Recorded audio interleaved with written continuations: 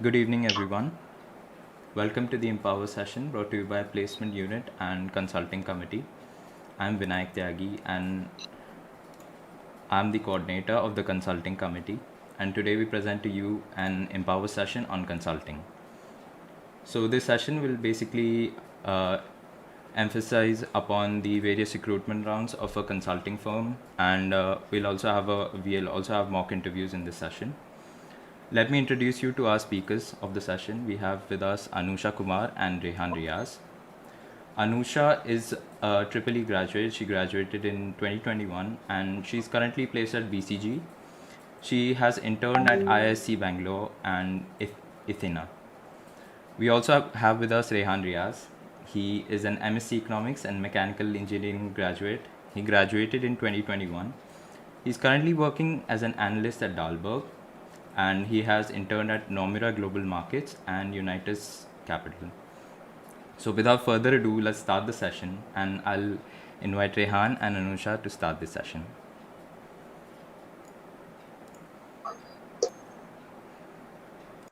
All right. Hi, everyone. I hope I'm Thank you audible. so much, Vinayak. Yeah, Anusha, go ahead. Yeah, Vinayak, if you could just let us know that we're audible.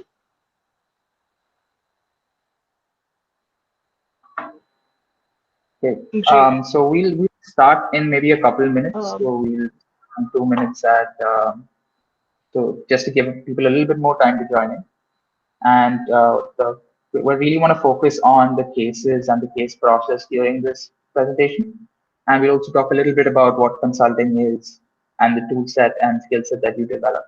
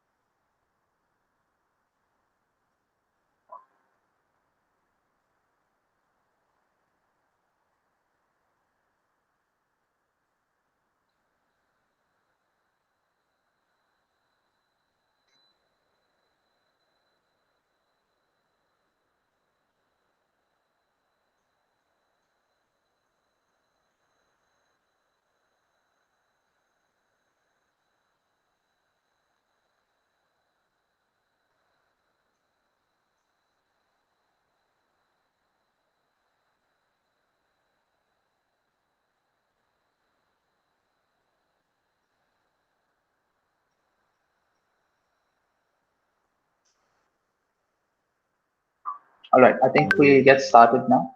Anusha, would you like to go ahead?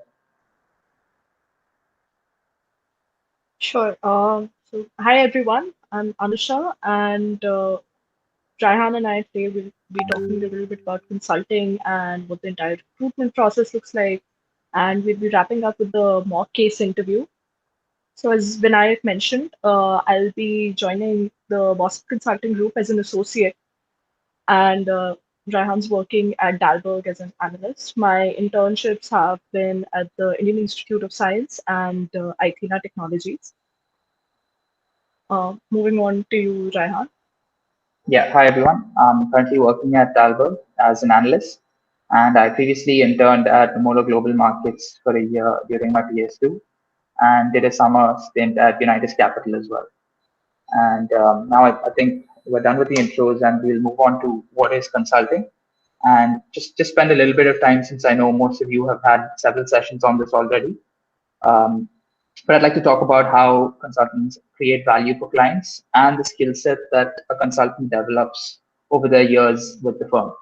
So, starting off with creating value for clients, a consulting firm is usually hired to identify a problem for a particular company or a client.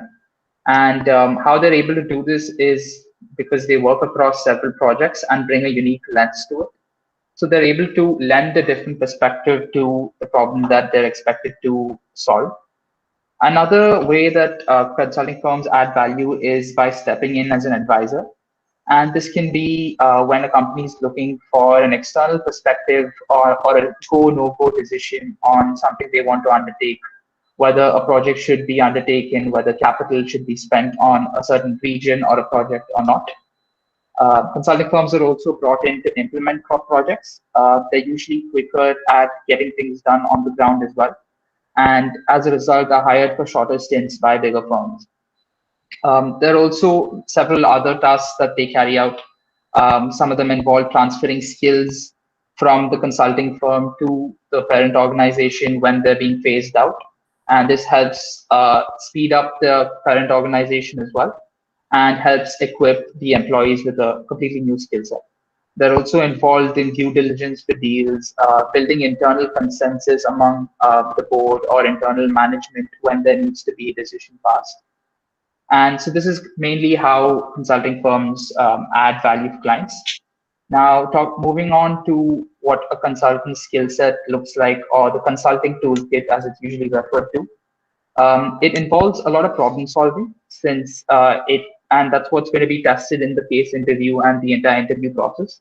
They expect you to structure the problem and your solutions clearly and also display creative thinking to solve a problem with a unique angle as well.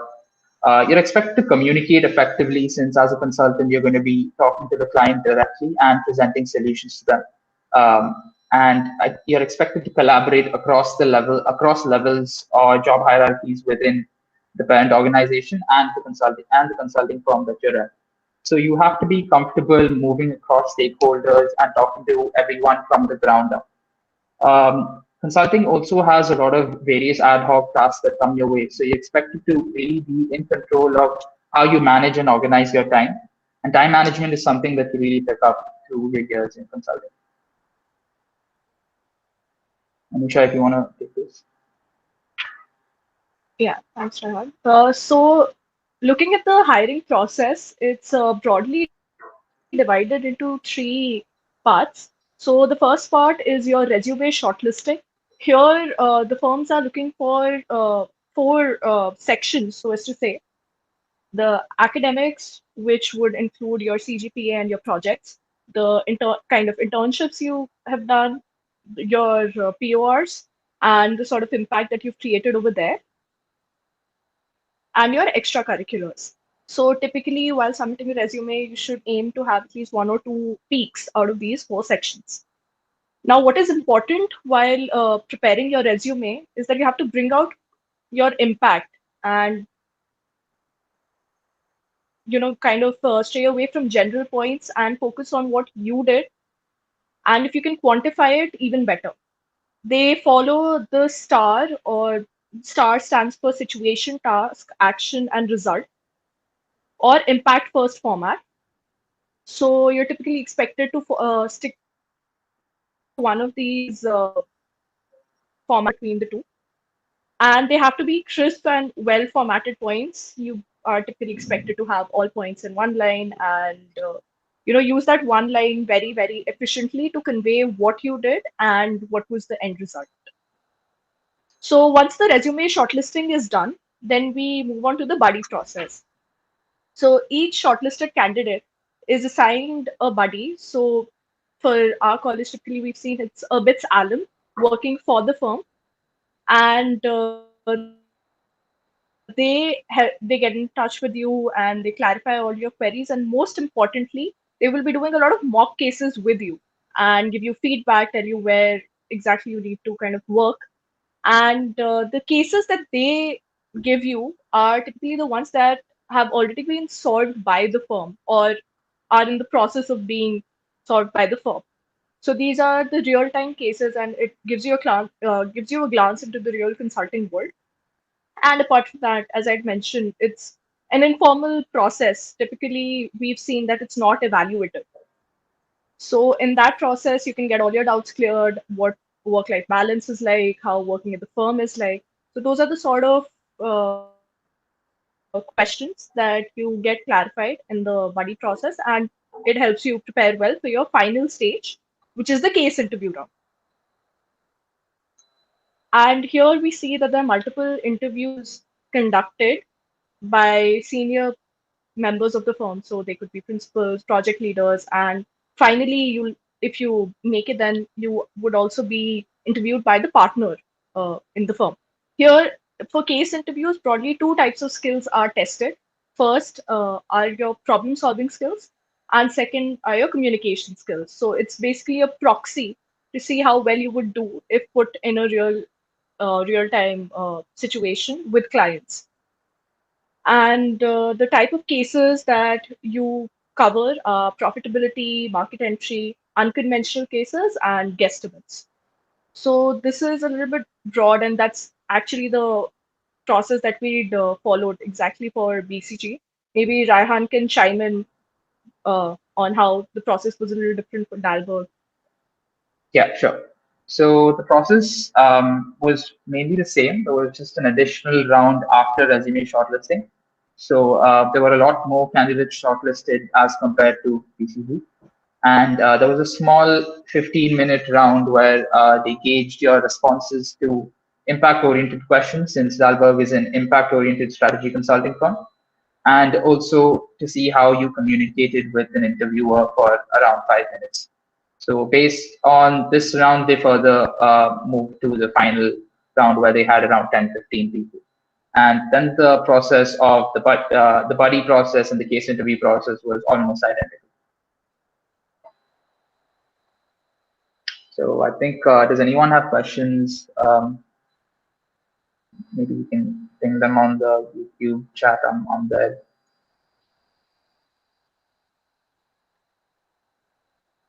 All right. Seeing none, let's move on. Vinayak, if you can just let us know in the chat if there's anything, any questions over there, or we can move on. Yeah. Then Cool. All right, let's move on then. Right. So talking a little bit more about the interview process, it starts off with a brief introduction, and you can just talk to the interviewer. He or she is trying to gauge an initial understanding of who you are. Then you quickly jump into case, which can last between 20 to 40 minutes, depending on the case and the firm.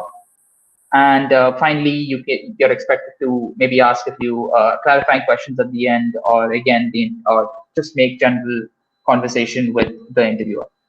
So focusing on the case solving bit, which is the main piece of the interview, you're expected to ask solid preliminary questions to understand the client and the problem that you're expected to solve. And while solving the case, it's really important to be mutually exclusive and collectively exhaustive. So make sure that you're bucketing and bucketing problems with this approach, and this will help you maintain structure throughout each level of your case process. And finally, when you have pinpointed the problem and you're coming up with solutions, make sure that you're creative with your recommendations, but also try to be structured while giving the recommendations and solutions, which shows clarity of thought to the interviewer even at the very end of the case. And finally, at the end of the case, you're expected to synthesize it in around a minute or so, where you walk the interviewer through what you have done, how you have analyzed the problem, and the solutions that you have for the problem for the client. And at the very end, you can possibly ask questions for the interviewer about the firm, about how his career has been, just leave an impression on the interviewer. So make sure that you're just a few tips to keep in mind. Make sure that you're coachable and you're adapting. Engage with the interviewer. Don't be nervous. It's easier said than done, but try to keep your anxiety at bay and just go with the case for why, because you put in the prep that you did earlier on. And keep it simple. Clarify your queries. Don't make assumptions unless it's been clarified in your preliminary questions. So that's what your preliminary questions are for. The interviewer will give you the data that the case requires, and then you can build your approach. So try not to stray and make generic approach assumptions based on what you know about the industry, or if you have a brief idea of what the case is about. Don't bring outside knowledge into the case. So that's something I'd suggest. Anusha, do you have anything to add here? Anything that we did differently, or that added value for us? no, I think this pretty much covers it. I guess we can move on to the next layer. Seeing no questions, I think we'll move on.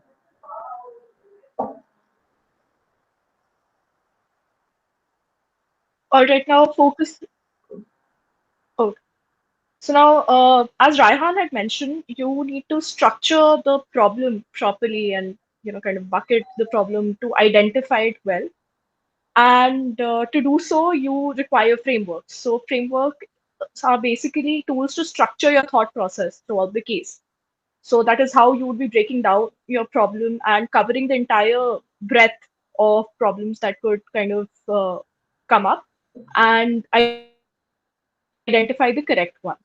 So here the idea is to be niche and keep in mind that throughout your case interview, you always have to be niche. And a couple of tricks. So essentially,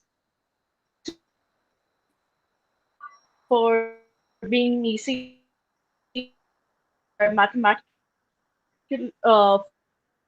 formulae because they by default are niche. So if you're say breaking down profits into revenue, you know you've not lost out on any part of any section profits.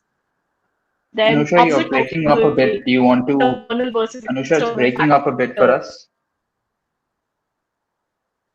So that could be one way. Anusha, It could break down the I think entire it's process once. Okay, I'll try to my video. Is it better? Yeah. Hello, Raihan, can you yeah. hear We me? can hear you. We can hear you now. Okay. So as Can I you was run us through the mentioning, frameworks again? I think all of you it always have to. was blurry. Sure. So frameworks are basically tools to structure your thought process throughout the case, and that is how you would be breaking down the problem that is given to you. It could be a vague business problem that is just thrown at you, and you need to identify and pinpoint exactly what you're going to do. So to do so, you also have to be niche to kind of cover the entire breadth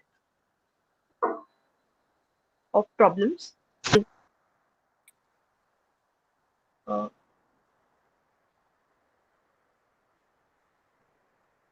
I think I'll take over from here. Anusha, are you still on the line?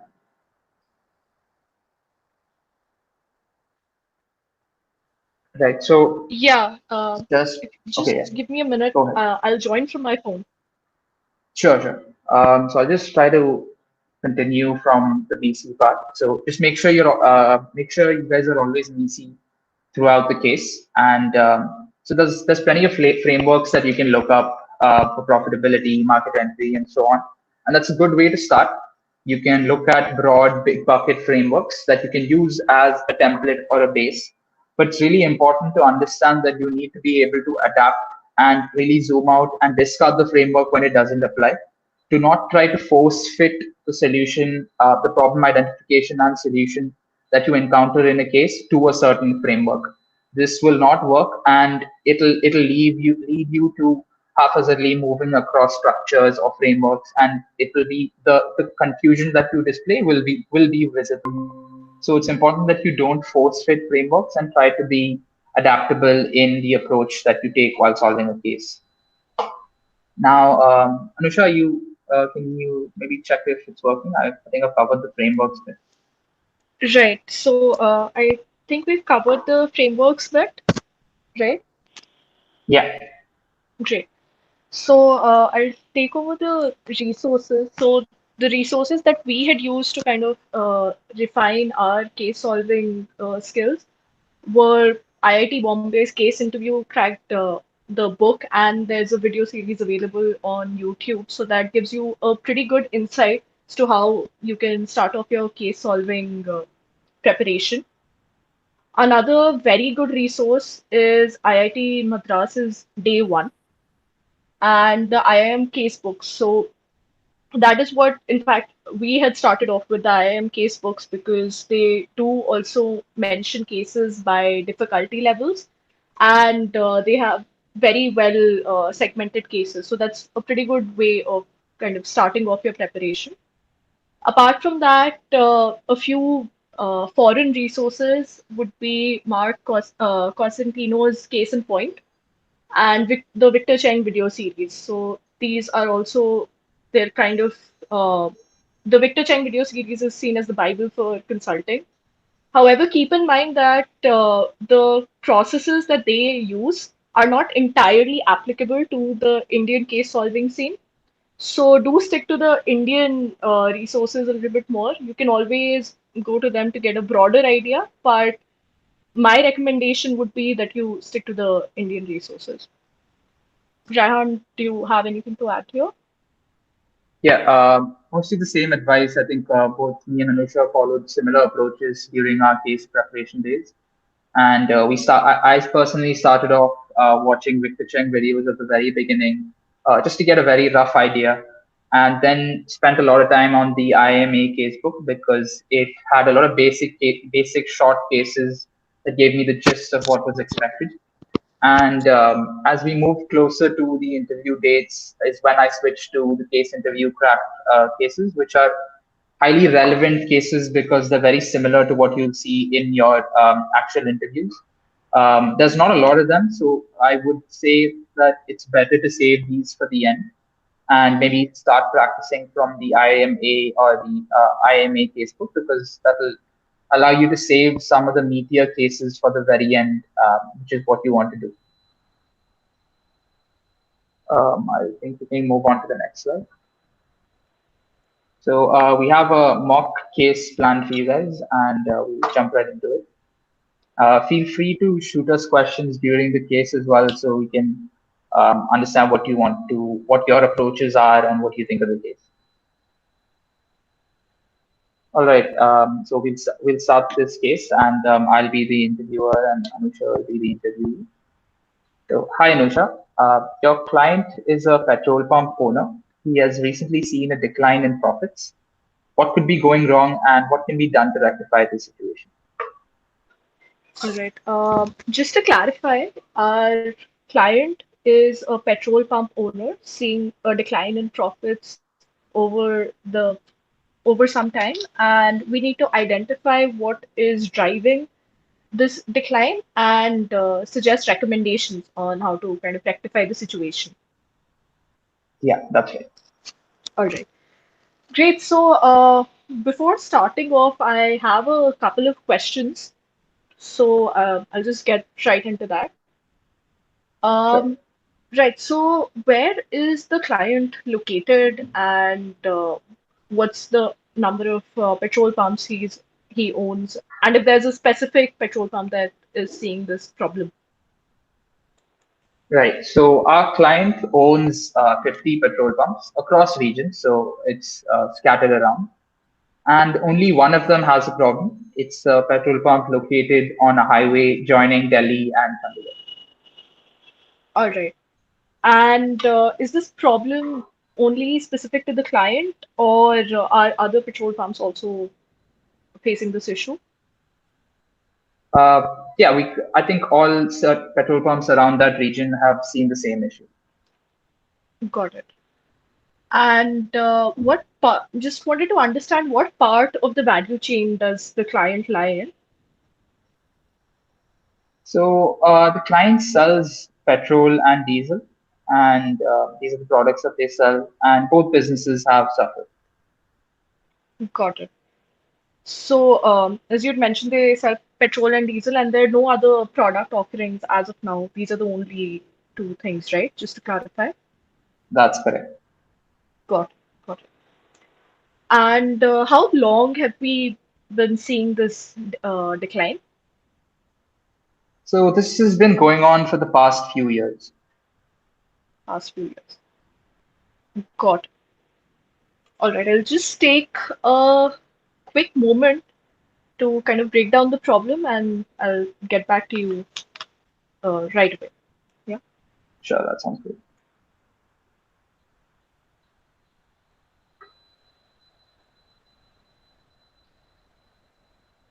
All right. So, breaking down profits as revenue minus costs, and then we can further kind of break these down. So, just wanted to understand if there's a particular bucket that you would want me to focus on, or shall I just go through both of them? Why don't you start off with the cost bucket? All right. So, costs, I would like to break them down as variable costs and fixed costs. So in the fixed cost section, we can probably look at factors such as rent, the maintenance, the electricity cost, etc. And in the variable cost end, I would kind of put the fuel that we're purchasing as that the kind of fuel, the amount of fuel would be determining the price that we're paying for it, and the salaries amongst other things. Is there anything else that you would like me to focus on, or would that So cover that it? sounds like a fair breakdown. And based on these factors, we haven't seen any change in the cost structure. So why don't you move on to looking at the revenue? All right, so moving on to revenue, we can break revenue down as revenue per transaction into the number of transactions that are happening. So, have we seen a change in either of these factors? So revenue per transaction has remained the same. However, the number of transactions has gone down. Got it. Got it. All right. I'll just take another moment here to kind of break down the number of transactions. Sure.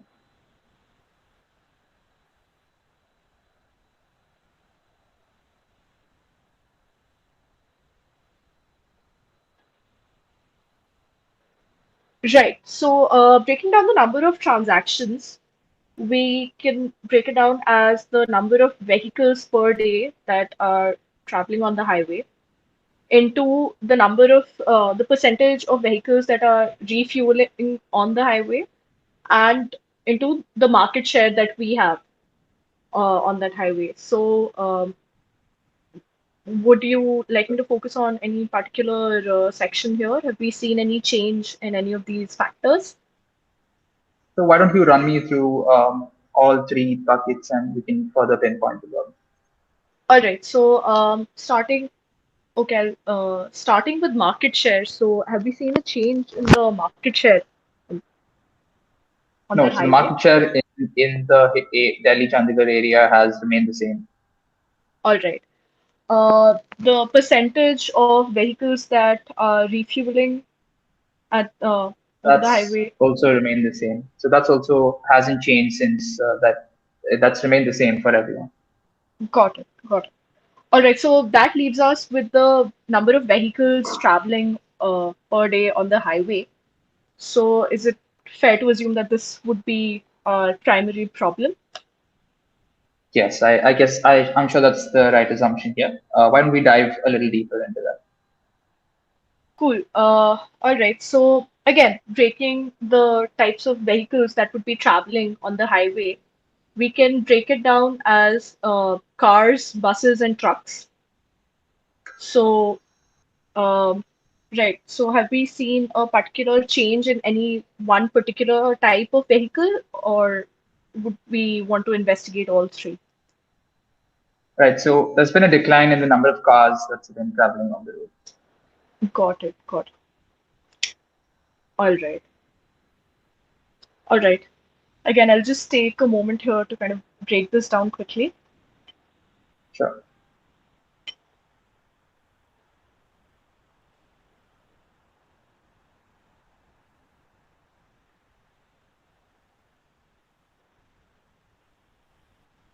All right. So, for the number of cars, we can break that down as the number of cars moving between Delhi and Chandigarh as a whole into the percentage of cars taking the highway. Does that sound like a fair breakdown? Yeah, that sounds good. All right. So, have we seen any change in the percentage of cars taking the highway? So no change there, but the number of cars moving between Delhi and Chandigarh has come down. All right. Got it. Got it. So, the main problem that we are facing is that the number of cars moving between Delhi and Chandigarh as a whole have reduced. Right. So here again, breaking down the kind of problem that we might be facing, I'd like to break it down into two parts. So one situation that we can explore is that the requirement of people moving between Delhi and Chandigarh as a whole has reduced. Or the flip side of it is that the requirement has remained the same, but they have opted for an alternative mode of transportation. Right. So that seems to be the scenario here. The requirement has remained the same, but there might be a few alternative routes that you'd like to take a look at. Right.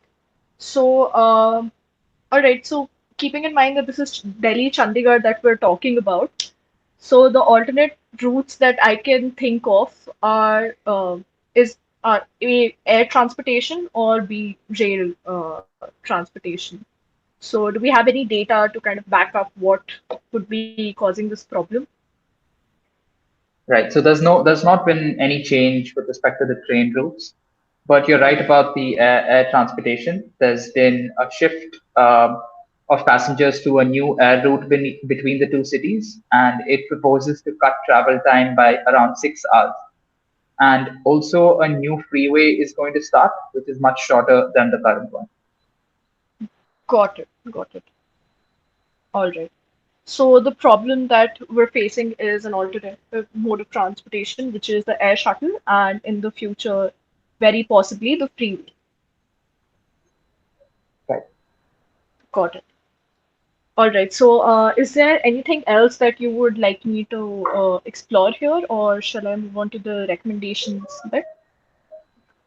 Yeah. Why don't you maybe give us one recommendation, but don't spend too much time on it. Got it. Got it. I'll just quickly go over the recommendation. So, just a second. Sure.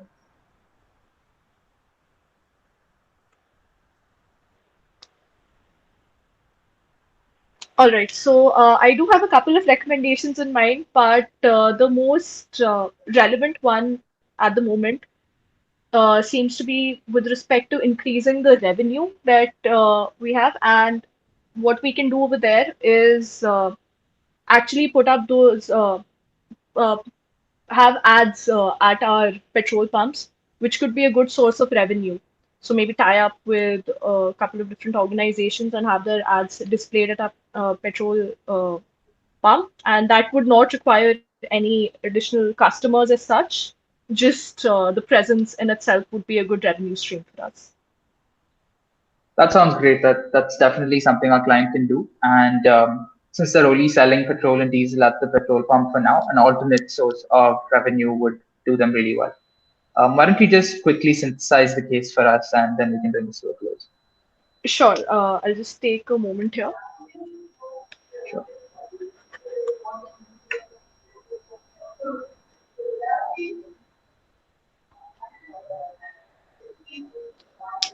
All right. So our client, a petrol pump owner, was seeing a decline in his profits due to a reduction in the number of cars that were taking the highway where it was located. And this was due to the introduction of an air shuttle, which people have started using a little bit more often now.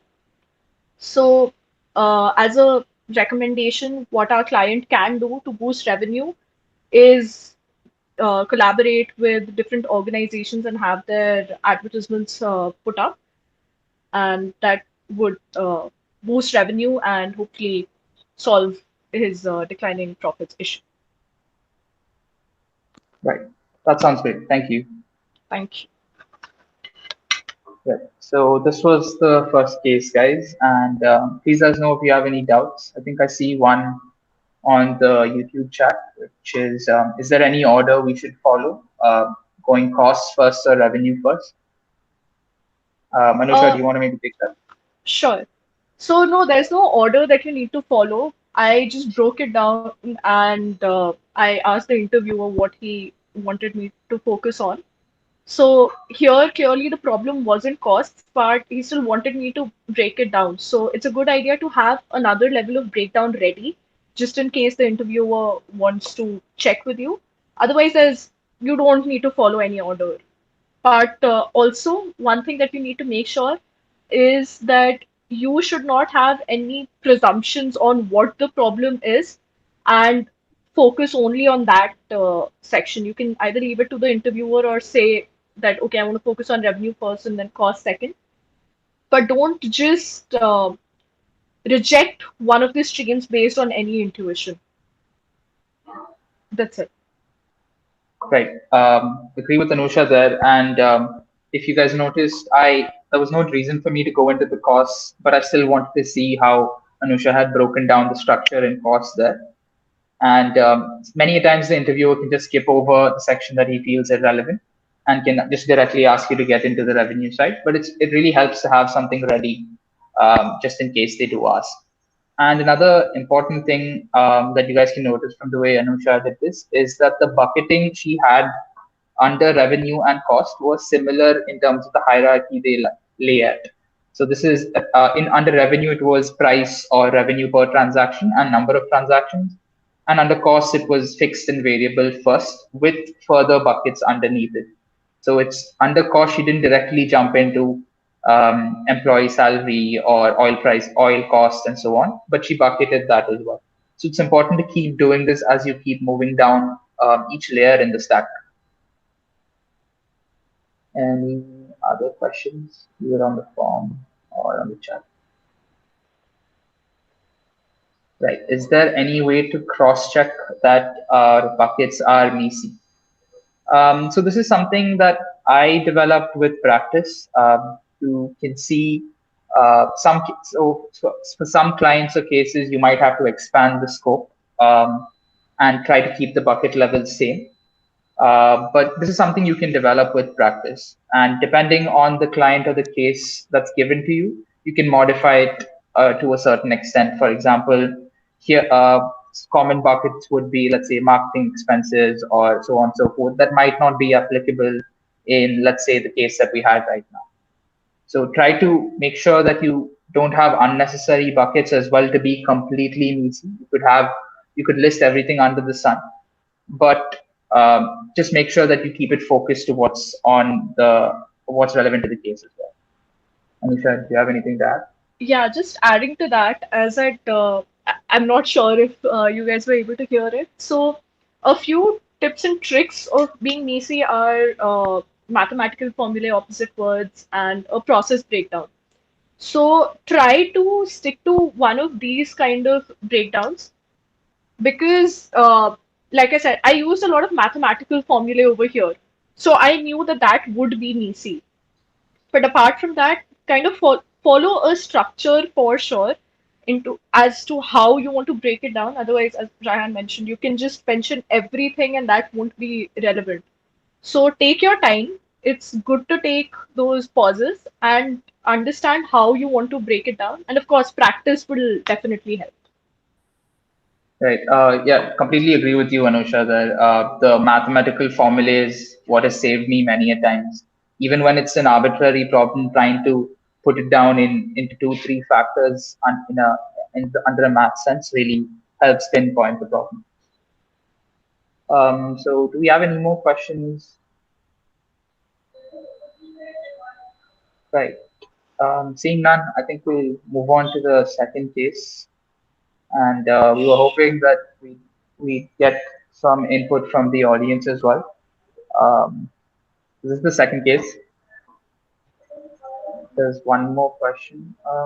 Since we'll be going through this process in an online environment, it will not be possible for us to show them the buckets with flowcharts, etc.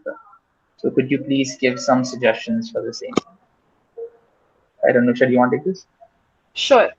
So you're absolutely right. There's no way of showing the working, which does put you at a disadvantage. This is where your communication helps. And one very good thing that you could do is keep summarizing mid case. So after I identified the problem that find the number of cars that are traveling on the highway, they have reduced.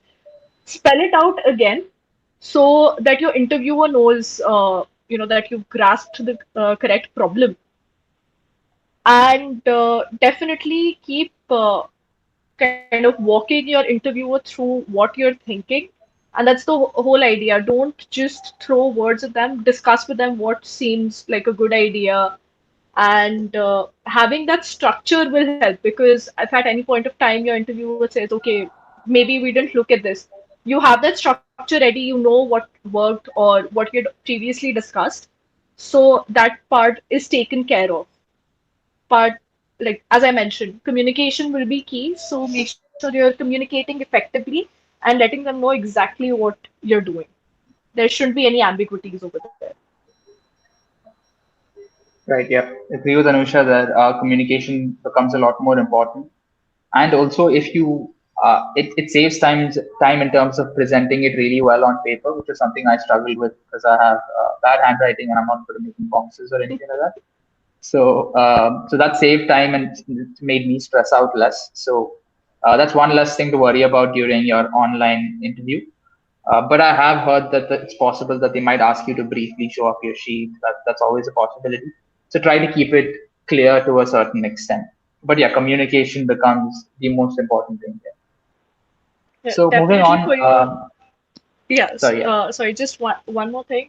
For your own sake, make sure you're working in. You don't have, as Rahan mentioned, you don't have to have the best handwriting over there, but definitely keep it neat because during some when you have to summarize the case, right? You only have your notes to depend on. You're discussing a case for some 15, 20 minutes. You're not going to remember everything that you went through. So keep that sheet handy and keep kind of what I would do was kind of cross out the things that were irrelevant. Like when Raihan mentioned you don't have to look at calls, just kind of cross it out and emphasize or just maybe put a box around the sort of problem that you know that this is the bucket that you have to go through. So that will give a good flow to your recommendations and all. So yeah, definitely keep it neat for your own sake. Yeah, agree with you there. I learned that probably the hard way. Never did it during exams back at college, but definitely learned during the case prep. Yeah. All right, so let's dive into the second case. And I was hoping that we'd get some inputs from the audience as well. We're not going to be doing this in an interview or interviewee format, but instead I'll run you through how this is a case that someone at BCG gave to me as well. And I'll run you through how I did it and try to get you guys involved as well if you're willing to participate. So just reading out the case, your client is a Bollywood film production company, Yash Raj Films, and they have a story for a film. They need your help to figure out whether the film will be a success or not. What do you do? So first, let's try to figure out the preliminary questions. If you guys can shoot that in the chat, that would be great. So what do you think are things that need to be clarified? What information do you need to help address this problem?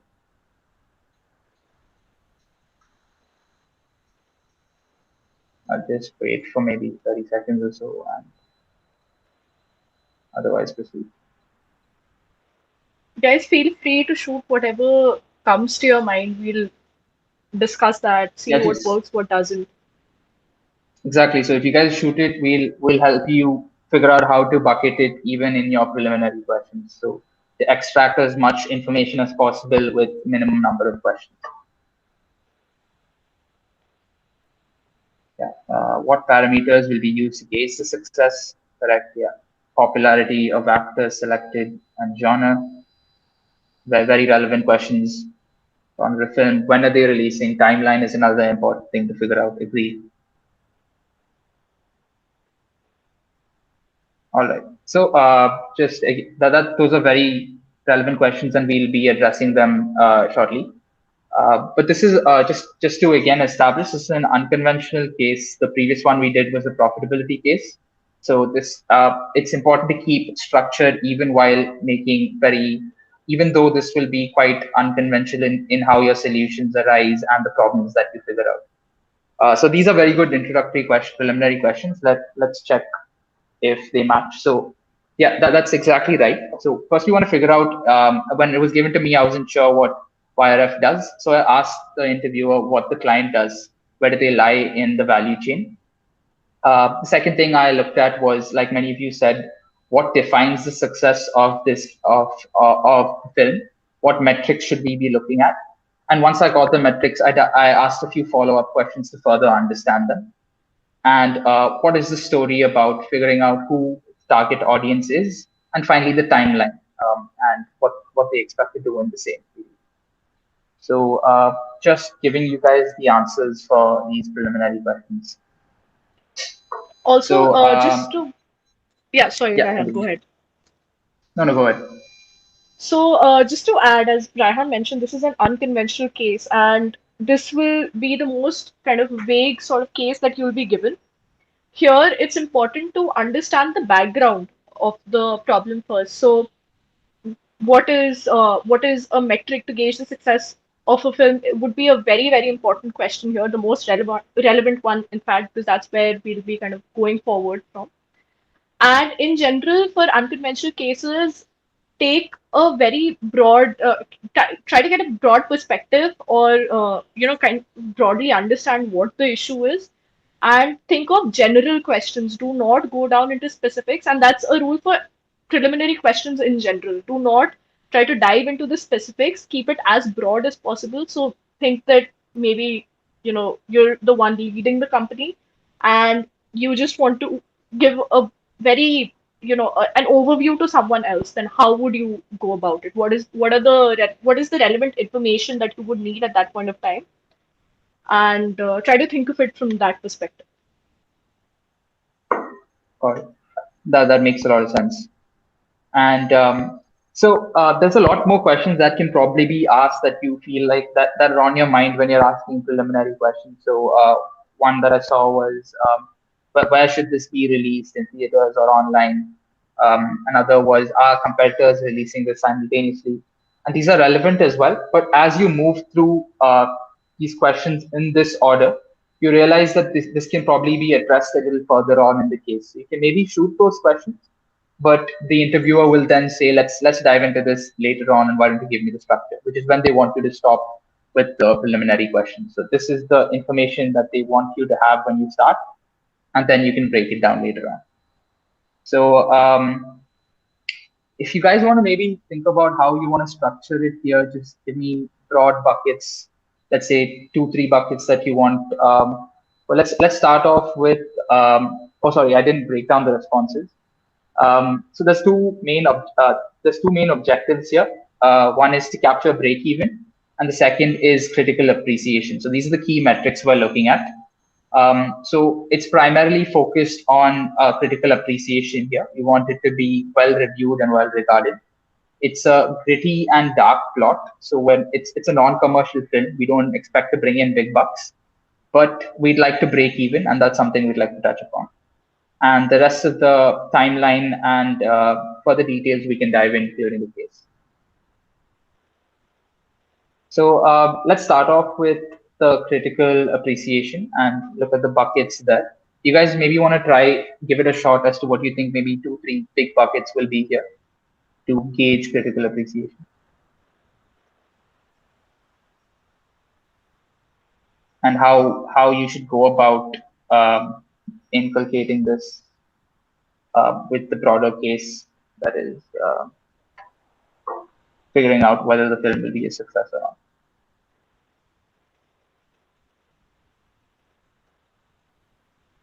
I'll just jump into structure if there are no questions or suggestions. Right, so we break this into the movie elements. We want to make sure that critical appreciation is garnered by making sure we're making the movie in the correct way. So we break that into the talent required, the studio process, and the post-production process. So if you think about it in another sense, it's pre, during, and post. So that's just phrased differently. So in the pre or the talent required process, it's the people that you have to bring on board, and that involves selecting the script, getting the actors and actresses on board, figuring out the direction and the director in charge, costumes required, music required, and so on. And the interviewer can then let you know if you're expected to dive into any of these at any point. The second is the during process, where you can look at locations to film in, whether they want to work on ready-made sets. You can build in timeline in each of these stages as well. How much time do you expect to shoot in? How do you break those stages down further? And then finally, the last bucket would be post-production, where you'd have editing, voiceover, special effects, maybe build in a marketing or rollout plan as well. And these are things that you can maybe dive into. So you guys have any questions or suggestions to how we can alter this broad structure here? Anything that you would have done differently, anything that you feel is missing?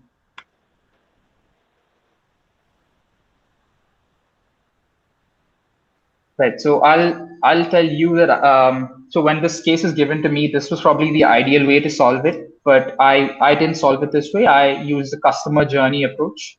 So I focused more on the pre, during, post, and broke that down into each stage.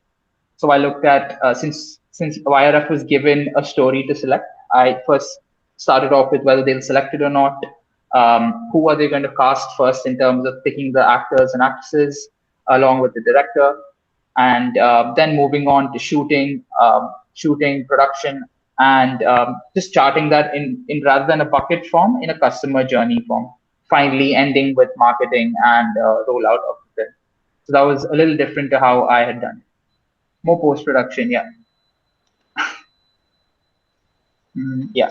And then moving on to the break even side.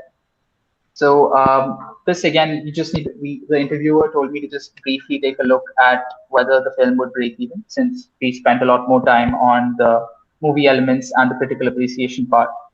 So again, a mathematical formula, like Anusha had suggested earlier, where you break down it into these several factors and start off with number of cities, the theaters per city, the shows per week, the capacity of, and the average capacity of a theater, the average occupancy in each theater, and the ticket price, average ticket price that we're expecting. So this will help you chart the revenue side. And costs, again, you can, if the interviewer requires it, he'll ask you to break it down in my case. And in this case, it wasn't required because the case is stretched on for long enough as it was. Anusha, do you have anything to add here? Anything you would have done differently? No, I think what you've covered and the sort of structure that you've mentioned here, I think that covers it all. Right. And I think this brings us to the end of our session. If you guys have any additional questions, feel free to shoot them in the chat or the form.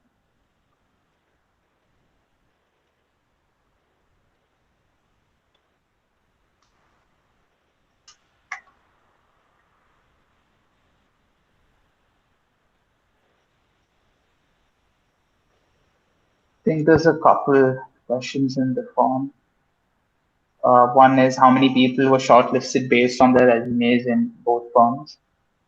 So BCG, one second, parameters. Let me see. Harshman has an input, and yeah, that's fair enough. Um, and what was the second one? Publicity side should also be included on the cost side. Yeah, so you can build that as a revenue cost side as well, where you can break down into, let's say, fixed cost, the variable cost for this as well, and then break it down further based on that. But here, in the case that I was given, again, we spend more time on the revenue breakup. And in the critical appreciation, it was better to follow a customer journey or a pre, during, post approach, because this helps you bucket it correctly instead of, and because you want to keep it different. One is financial and one is an alternative metric, and this is unconventional. So that's why it was done in this approach. Yeah, so the question was how many were shortlisted based on their resumes in both firms? Anusha, do you want to maybe let them know about these? Sure. So for BCG last year, we had 8 people shortlisted, but because of COVID, I suppose the number was a little lesser than what we'd expected. And this year, we have the process going on for both Goa and Pilani campus. So we have a greater number of people shortlisted this time.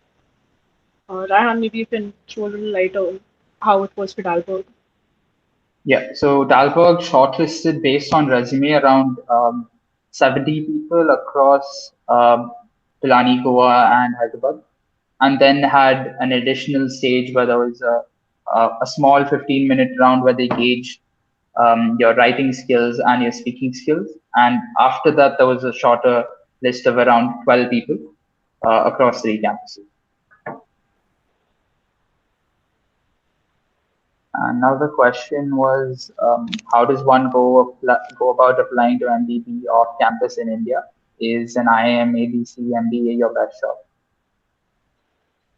So yeah, we just graduated, so we'll let you know what we know. The IIM route is popular, and it's something that you can definitely do. They do have a much higher intake from the IIMs, so that's definitely possible. The other is that you spend a couple years in whatever field that you're planning to spend it in, oil and gas, chemical, IT, and then try to apply for these undergrad roles with 1 or 2 years of experience. And that's something that they do encourage and do select resumes based on that as well.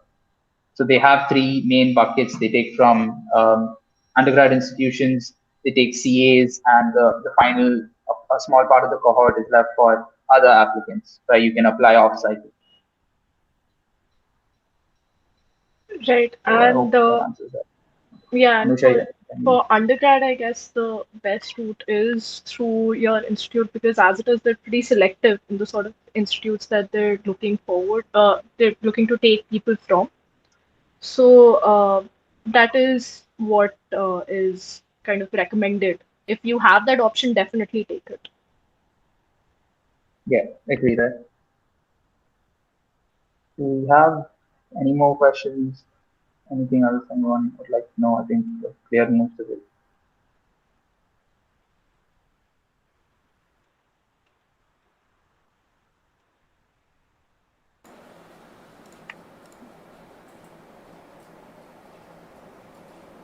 Yeah, there's a question. Victor Cheng describes M&A as a separate category altogether. How relevant are those in the Indian scenario?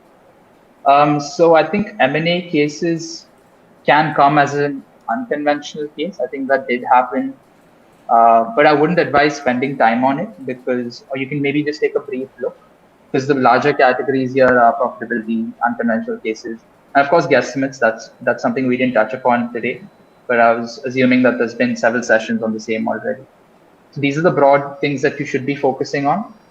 M&A can come as a small additional part to the end of a case or a brief stage in between a profitability case, for example, where you have a suggestion as an M&A acquisition.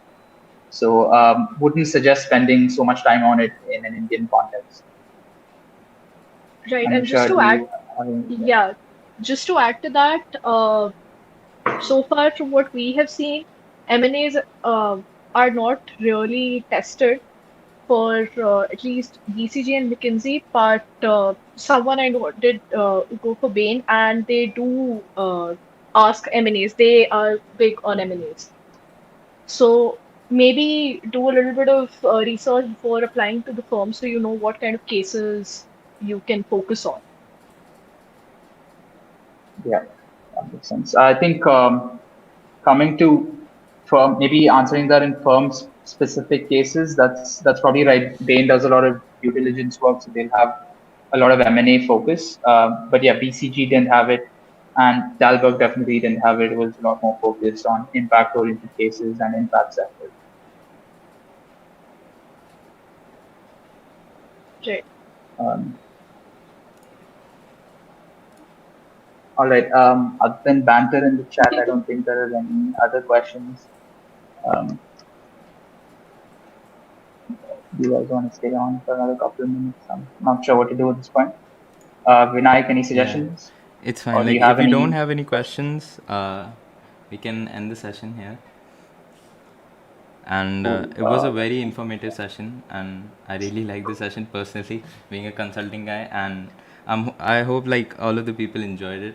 We'll also be posting the recording of this session so that you guys can take notes, or if you missed in between, you can go ahead and watch it later.